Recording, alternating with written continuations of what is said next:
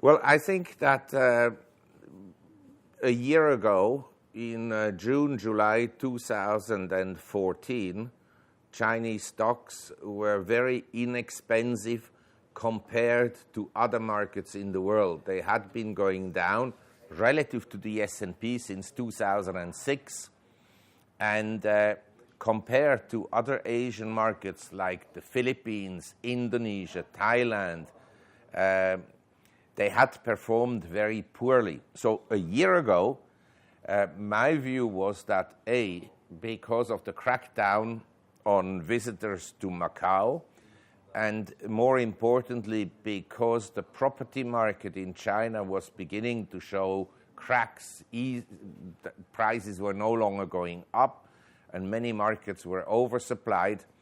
So my sense was that domestic money would shift out of the property market or de-emphasize property investments and go into equities. At the same time, international investors were grossly underweight Chinese stocks, and my sense was that as an international investor, you look around the world and you see all these markets. The S&P is up at an all-time high last year and so far already.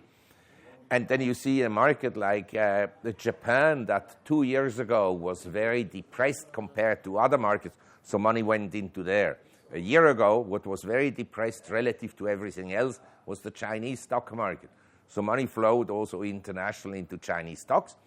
And the market in China is relatively illiquid, you have to see, because most blocks of shares are owned by the government or by large Chinese groups. So what is available for trading isn't that large. So then the money flowed into Chinese stocks, and they went up by more than 100% within a year. And the whole thing became very speculative, because in China, people borrow a lot of money against what they buy, whether it's properties or stocks. And so the margin accounts increased dramatically, and the margin debt reached almost 4% of GDP, whereas in the US it's around 2% of GDP, and it's at the highest level ever. So 4% was a very big figure. And then the market started to go down, and I think the government's measure to support the market will largely fail, that eventually there'll be more selling pressure and stocks will retreat somewhat more. Do they go back to the level of a year ago, 2014 lows? I don't think so. I think this may be the beginning of a new bull market in China. But after a 100% rise, we could have, like, from peak to trough, a 40% correction, or even 50%.